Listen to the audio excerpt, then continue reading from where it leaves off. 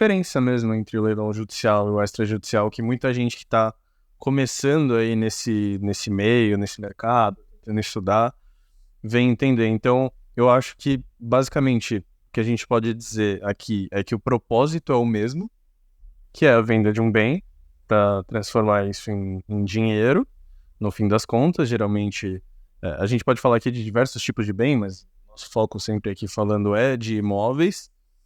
E o que muda então, Pedro, basicamente, e aí até pela sua introdução, que a gente pode dizer, é a origem, a natureza do leilão. Então, no leilão judicial, o leilão judicial, na verdade, ele surge em um processo judicial por determinação de um juiz, por conta de uma discussão que já teve ali, ou já teve um julgamento, já teve uma condenação, precisa ser paga uma dívida que já tem aí um montante líquido, vamos dizer assim, um montante exato, enquanto no extrajudicial não precisa de uma determinação legal. O próprio regimento da lei já fala como deve acontecer a alienação do bem, seja por incorporadora, seja por banco, instituição financeira, que é o que a gente vai falar aqui agora. É isso mesmo? É isso aí. Acho que assim, quando a gente, por exemplo, para quem está começando, acho que é fácil de verificar assim, quando a gente vê um leilão que envolve dívida de condomínio, que envolve, de repente, extinção de condomínio, execução, cobrança de título, isso aí a gente vai estar sempre falando de judicial, você vai ver essa questão. Quando você fala de leilão de banco e leilão de incorporadoras, como a gente vai falar daqui, a gente basicamente vai falar de leilão extrajudicial. Da mesma forma, tem o leilão particular que a gente vai falar um pouquinho aqui, que basicamente, já falando aí para quem quiser, o leilão feito por um leiloeiro oficial, ele pode ser promovido por qualquer pessoa. Quem tiver interesse de fazer um leilão pode só procurar aí o seu leiloeiro de preferência, sua gestora, e fazer um leilão. Então, também há essa possibilidade.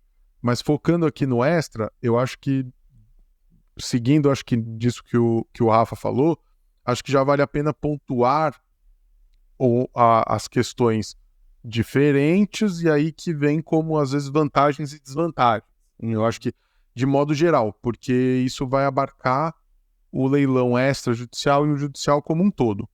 Então, vamos lá, no leilão judicial, a gente vai estar falando de, basicamente, ou da Lei de Falência e Recuperações ou do Código de Processo Civil. Uhum. Então, nisso, pessoal, a gente vai já falar a respeito simples do valor de desconto, do preço vil. No âmbito do direito civil, não do trabalho, o trabalhista, ele também tem algumas flexibilizações a respeito do preço vil. Você vê alguns casos com preço menor, porque o interesse é que o empregado receba e faça uma venda relativamente rápida. Mas no âmbito do direito civil, a gente vai ver que esse leilão não vai ter valor abaixo de 50%, por exemplo, que é o que a gente vê muito aqui na Deulance. É daí para cima, então os descontos, às vezes, obviamente a gente fala aqui de um desconto de 50%, é um desconto maravilhoso já para qualquer coisa. Mas no leilão extrajudicial, a gente vai encontrar valores até melhores, ou seja, até menores. Por quê? Porque a gente vai estar falando em qualquer uma das situações legalmente estabelecidas de leilão de incorporação e alienação fiduciária, que a gente vai explicar mais em detalhes, mas vai ser só o valor da dívida remanescente. Então, isso eu acho que é um benefício já do leilão extra quando você vê isso aí. E acho que a gente até pontuou no leilão Summit que, na minha visão, então essa é uma questão bacana.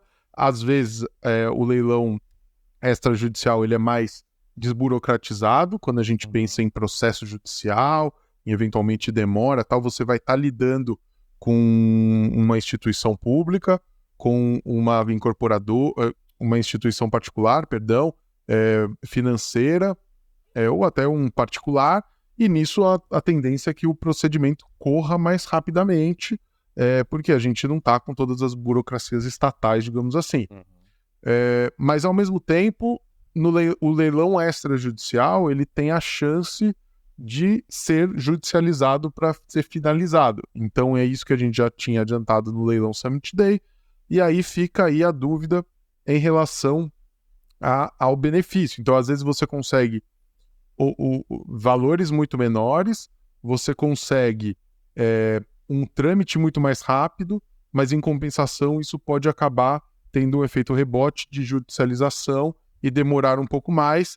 Em compensação, o judicial você já tem um processo e você tem eventualmente um desconto menor, apesar de, foi o que a gente falou, estabelecido como tal de um valor de 50%, quando a gente sempre fala que é um investimento ótimo. Então, acho que esses são os benefícios e, de repente, os prejuízos que eu vejo, as diferenças que eu vejo maior assim, entre os leilões.